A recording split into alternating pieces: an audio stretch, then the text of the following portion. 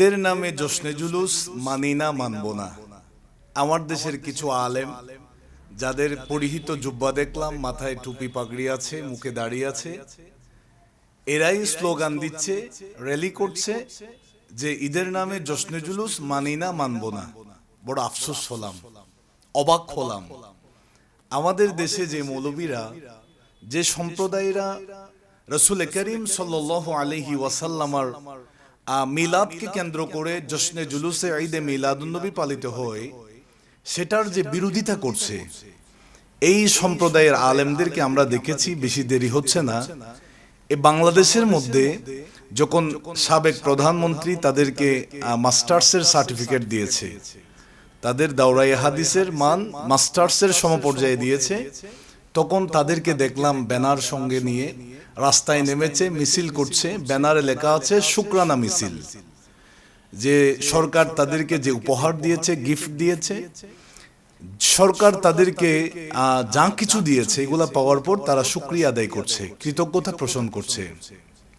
আমার আশ্চর্য লাগে, তাহলে সার্টিফিকেট পাওয়ার পর যদি তারা জশ্নে জুলুস র্যালি করতে পারে, মিছিল করতে পারে, শুকরানা মিছিল, আমরা তো রহমতাল্লিল আলামিনকে পেয়েছি, আমরা তো সৈয়দুল মুরসালিনকে পেয়েছি, রাসূল করিম সাল্লাল্লাহু আলাইহি ওয়াসাল্লাম। আল্লাহ তাআলা কুরআনুল কারীমের মধ্যে বলেছেন, আমি মুমিনদেরকে বড় দয়া করেছি, অনুগ্রহ করেছি আল্লাহর প্রিয় হাবিবকে প্রেরণ করে। আমরা রহমতুল্লিল আলামিনকে পেয়ে যে জুলুস করছি, এটা তারা আমাদেরকে বেদাত শিরকের ফতোয়া দিচ্ছে, অথচ দুনিয়াবি পাওয়াতে তারা জুলুস করতেছে, র্যালি করছে। আবার আমাদের দেশে দেখলাম কিছু কিছু মৌলবীরা, গত বছরও এর আগের বছর দেখলাম যে বাংলা নববর্ষকে কেন্দ্র করে শোভাযাত্রা করছে।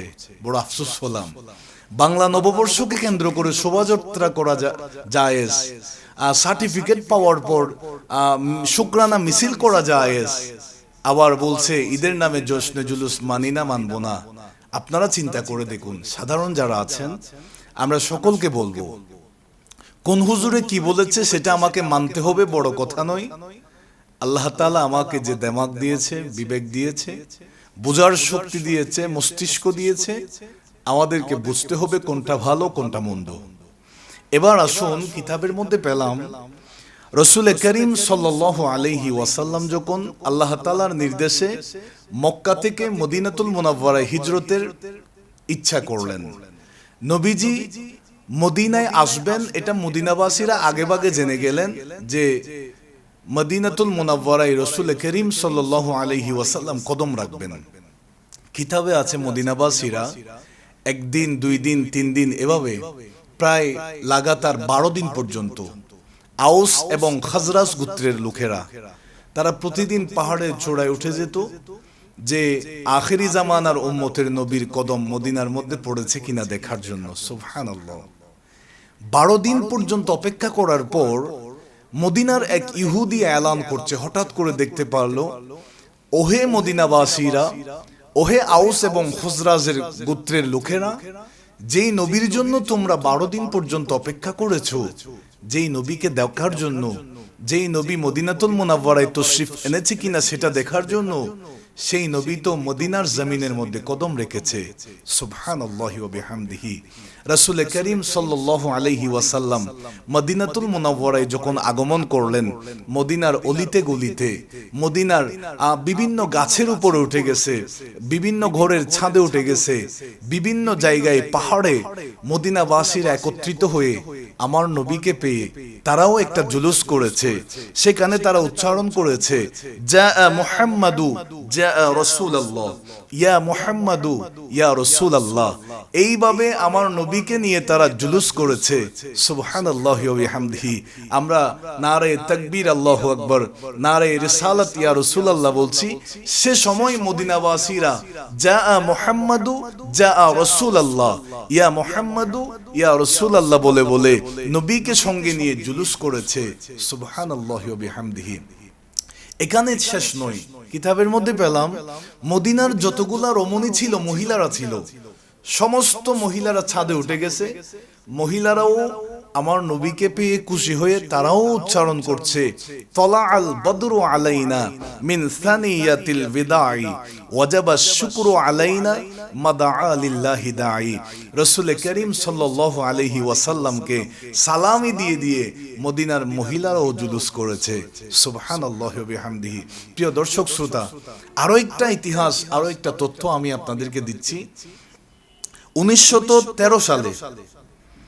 1913 সালে ভারতের দেওবন্দীদের একটা সংগঠন জামিয়াতুল উলামা হিন্দ, এই জামিয়াতুল উলামা হিন্দ নামক একটা সংগঠন, এই সংগঠনের কানপুর শাখা থেকে তারাও ঈদে মিলাদুন্নবীকে কেন্দ্র করে একটা জুলুস বের করেছে। সুবহানাল্লাহ। 1993 সাল থেকে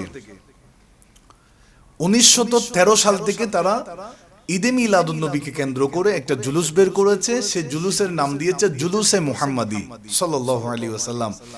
গত কয়েক বছর আগে সোশ্যাল মিডিয়ায় একটা ভিডিও ভাইরাল হয়েছে যে তারা সেখানে জুলুসে মুহাম্মাদি করছে।